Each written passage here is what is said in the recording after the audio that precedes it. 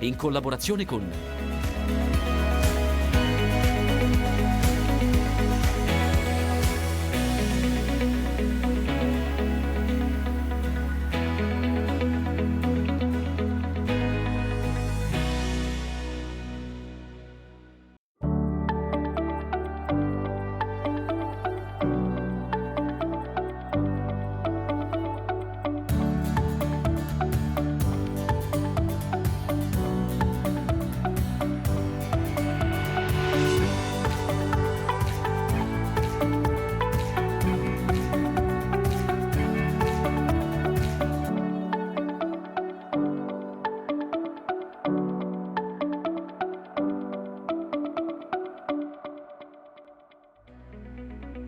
Si è conclusa da tempo la raccolta delle castagne e dei marroni, ma ancora tanto prodotto è in lavorazione. Parleremo di questo perché ci occuperemo del marrone biondo dell'Appennino emiliano.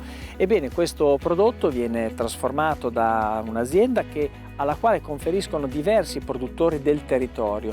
Un prodotto che viene riconosciuto per la sua qualità, ma parleremo anche a 360 gradi di quella che è la produzione castanicola dell'Emilia-Romagna e del nostro territorio italiano. Zootecnia 4.0 e agroenergie, l'economia circolare è una realtà. Per parlarne siamo venuti in provincia di Cremona a visitare una stalla modello e a tagliare il nastro di un impianto a biometano. Oggi parliamo della filiera del marrone biondo dell'Appennino bolognese. Siamo a Rioveggio, questa è un'azienda, si chiama Mitica, raccoglie il prodotto del territorio e non solo e lo commercializza. Vedete, qui ci sono i cassoni dove contengono questi marroni che poi vengono processati all'interno dell'azienda. Ne parleremo in modo approfondito perché vedremo un po' com'è la situazione di questo comparto non solo nel territorio bolognese ma anche di tutta la regione.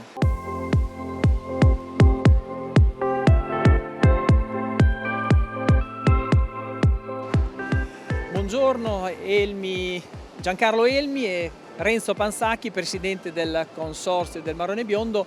Invece Giancarlo, sei titolare di questa azienda ma anche azienda agricola perché tu stesso sei un produttore di marrone. Due parole su questa azienda che raccoglie il prodotto dal territorio e non solo. Raccontiamo intanto come nasce questa azienda, quali sono le caratteristiche. L'azienda nasce nel 2010 e diciamo che lavora castagne e marroni a livello nazionale. Poi negli anni, crescendo, abbiamo fatto degli accordi con aziende anche del territorio, in questo caso col consorzio del marrone biondo. E qui abbiamo sviluppato un progetto che poi Renzo ci spiegherà meglio, che siamo andati a commercializzarlo al momento sul territorio dell'Emilia Romagna. Giancarlo, tu stesso hai un'azienda agricola e quindi coltivi a tua volta castagno. Sinteticamente, i produttori che conferiscono questo, marrone che viene dal territorio, adesso siamo ormai fuori stagione, però siamo in piena lavorazione ancora perché comunque dopo ci racconterai c'è anche un processo di termico che viene fatto ai marroni, questo consente di dare un po' più di vita, no, al prodotto da consumare. Portano il prodotto, arriva qua, che cosa succede? Diciamo che conferiscono il prodotto qui da noi, una volta che è entrato viene creato il suo lotto d'ingresso e una volta creato il lotto d'ingresso ci sono delle procedure dove viene prepulito, calibrato, sterilizzato da 45 a 50 gradi a acqua calda e vapore, poi viene raffreddato in acqua fredda, asciugato. Una volta asciugato viene messo all'interno di celle frigorifere a 0 gradi per riportarlo, per fermarlo, diciamo. Diciamo che questo procedimento porta ad abbattere quello che sono le muffe, i vermi che ci possono, le uova che sono all'interno del frutto. Diciamo lo andiamo a sanificare, poi una volta sanificato viene poi preso fuori dalle celle frigorifere e viene scelto dove abbiamo dei gruppi di persone che tolgono quella castagna o il marrone che ha un segno, una rottura, per poi dopo andarlo a commercializzare, cioè confezionandolo in funzione delle richieste dei nostri clienti.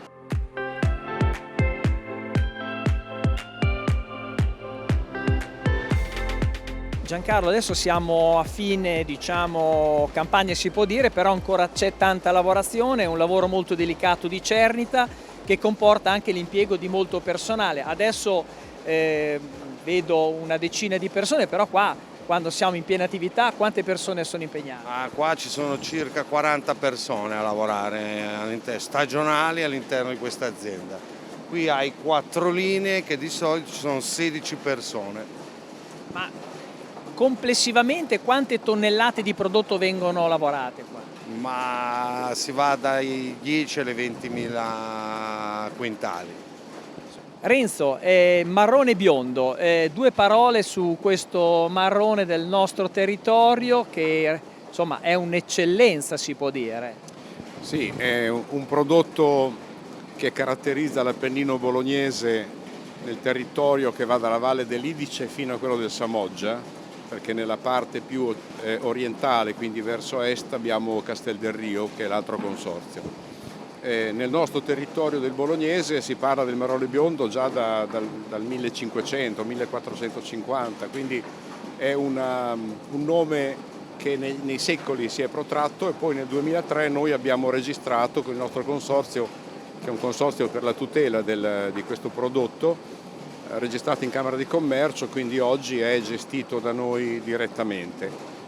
Il nostro consorzio conta circa 120 soci produttori ed è interessante notare che ci sono sia delle aziende agricole anche importanti, strutturate, con qualche decina di ettari di castagni, e poi si arriva fino ai piccolissimi appezzamenti, magari anche ereditati dal nonno o dal papà, di 1 ettaro, mezzo ettaro, 2 ettari, tanti piccolissimi produttori che trovano nel consorzio informazioni, formazione. Ci occupiamo di fare tanta didattica in castagneto proprio per mantenere viva questa tradizione di questo, che è un prodotto di assoluta eccellenza in sostanza. Sei anche coordinatore di un gruppo di consorzi che spesso fanno riferimento anche a questo stabilimento per la lavorazione e la commercializzazione. Sì, diciamo che il nostro consorzio si è fatto iniziatore di anni fa di questo progetto di collegare gli altri consorzi castagnicoltori della regione Emilia-Romagna. Oggi siamo in 8, credo che rappresentiamo più o meno il 90% della produzione che si fa in regione. Abbiamo quasi circa 500 produttori, e questo è avvenuto non tanto per ragioni commerciali quanto per ragioni di dare voce a una categoria che altrimenti è silenziosa, è una piccolissima nicchia dell'agricoltura di montagna, ma incredibilmente qualificata, perché richiede tecniche, richiede esperienza, che si vanno lentamente spegnendo. Quindi i consorzi sono il serbatoio della memoria storica di questa antica tradizione della montagna, che è vecchia di millenni in sostanza. La regione Emilia-Romagna vanta delle eccellenze in termini di produzione di marrone, però ovviamente in termini di volumi non è la principale. Qual è la regione che più esprime in termini di quantitativi questo prodotto? Allora, il 60% quasi, dal 50 al 60, è prodotto in Campania, e quando lo dico la gente rimane esterrefatta, perché in Campania si pensa a Napoli, al mare, invece là sono delle province, Avellino, Caserta, Salerno, dove si fanno varie IGP, si producono prodotti di eccellenza anche lì, ma si fa molta quantità e si fa molta castagna. In questa classifica l'Emilia-Romagna viene al 6° posto come quantità, ma quello che è importante sapere è che in Emilia-Romagna si coltiva soprattutto marrone, il marrone biondo da noi, ma c'è Castel del Rio, c'è la Vallata del Senio, c'è Marola nel Reggiano, Zocca nel Modenese e così via. A valore, il nostro 6° posto in classifica come quantità, a valore diventa un 4° posto, perché a livello nazionale, perché il marrone è un prodotto che vale da 2 a 3 volte tanto il valore della castagna. è un prodotto di nicchia, diciamo così. Esprime la qualità, diciamo. Esprime la qualità e anche caratteristiche di facilità di pelatura, per esempio, che la castagna spesso, anzi quasi sempre, è difficilissima da pelare. Qui Giancarlo poi è il maestro in queste cose. Giancarlo, abbiamo detto che il marrone è soggetto a questo trattamento termico che gli dà, insomma, maggior vita, quindi una longevità in termini di, insomma, per il suo consumo. Quali sono i problemi che si sono presentati? Poi lo chiederò anche a Renzo. I problemi degli ultimi anni, cioè ci sono problemi che riguardano intanto dei parassiti, che è il cinipide che, insomma, sta un po' preoccupando, anche se negli ultimi anni con la lotta che è stata fatta con gli antagonisti un po' si è fermato. Ci sono anche fenomeni di marcescenza, no? Cui va incontro il frutto come tutti gli altri frutti. Diciamo che sul terreno c'è questo fungo che è chiamato Pneumoniopsis, che lavora in funzione anche del clima e negli ultimi anni, insomma, è venuto un po' meno, però chiaramente lui è presente sul terreno e pertanto va anche sulla pianta e il frutto. Arrivando qua in stabilimento da noi riusciamo in parte a ottimizzare e a riuscire a dare un prodotto di qualità al consumatore. Questo prodotto fin quanto si consuma? Cioè, diciamo che la stagione del marrone è prettamente invernale, però si arriva fino a quando? Ma diciamo noi riusciamo ad arrivare fino a marzo col prodotto, chiaramente tenendole in cella a ozono a temperature di 0 gradi. Chiaramente il prodotto che devi conservare deve essere sano, cioè all'ingresso era sano e allora lo porti. Diciamo che però il consumo è orientativamente da metà settembre a fine novembre, dopo tende a calare, soprattutto perché i supermercati non lo tengono più. E perciò dopo sono prevalentemente mercatini di Natale, diciamo sagre, alcune sagre che ancora ci sono, però non viene messo in mostra perché danno spazio a prodotti tipo arance, mandarance, ananas. Quando si arriva sotto Natale il marrone e la castagna vengono un po' meno, ecco. Renzo, come si, diciamo, identifica sul mercato la qualità del marrone biondo? Quindi anche la confezione ha una sua importanza, per poi arrivare anche dopo al reparto del confezionamento che lo troviamo più avanti. Sì, partiamo dalla considerazione che i consumatori di marroni in Italia, o comunque di castagne in generale, abbiamo visto una ricerca recentissima che è stata presentata dal CSO, che fa un panel ormai da tanti anni dove ha inserito da qualche anno anche la castagna e il marrone. Pare che il 73% delle famiglie italiane non consuma marroni o castagne per niente, quindi abbiamo grandi spazi per crescere da questo punto di vista. Al di là della battuta, che poi mica tanto battuta, i consumi si svolgono sostanzialmente su 3 canali di vendita. Noi abbiamo le sagre, che sono tradizionalmente un canale privilegiato nel mese di ottobre, nel periodo della raccolta. 2 anni critici, 2020 e 2021, a causa del Covid. Quest'anno si è ripartiti alla grande con le sagre, anche se la gente, abbiamo constatato, che acquista meno. Invece della media di 3 kg, quest'anno siamo su 1 chilo, 2 kg. Evidentemente c'è un problema sia di temperature, perché in ottobre è stato caldo, quindi poca voglia di castagne e magari più voglia di gelato, e poi c'è anche un problema legato in generale, credo, a una diminuzione dei consumi dell'ortofrutta che è sotto gli occhi di tutti in questi ultimi 6-8 mesi, la guerra in Ucraina, eccetera, eccetera.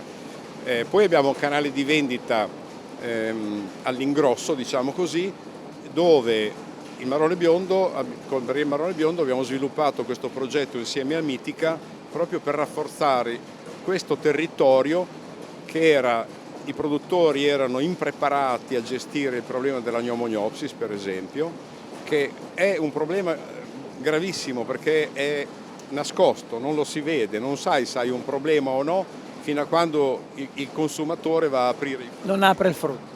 Quindi è un problema veramente serio e quindi per cautelarci da questo punto di vista abbiamo accettato la proposta di Mitica, l'abbiamo sviluppata insieme, di fare questa serie di operazioni di cui oggi state prendendo atto, che ci permettono di fornire al mercato del consumatore finale un prodotto sano. Poi è chiaro che c'è una minima tolleranza, qualche frutto può sfuggire naturalmente, ma fondamentalmente ci permette questo processo e questo progetto, che non è ancora in fondo perché è in progress come si dice, di essere sul mercato con un prodotto di grandissima qualità e soprattutto di garantirne la sanità, la capacità di essere sano, insomma. Beh, vediamo com'è sul mercato, come trova il consumatore sul mercato queste confezioni, quindi ci trasferiamo in un'altra ala dello stabilimento.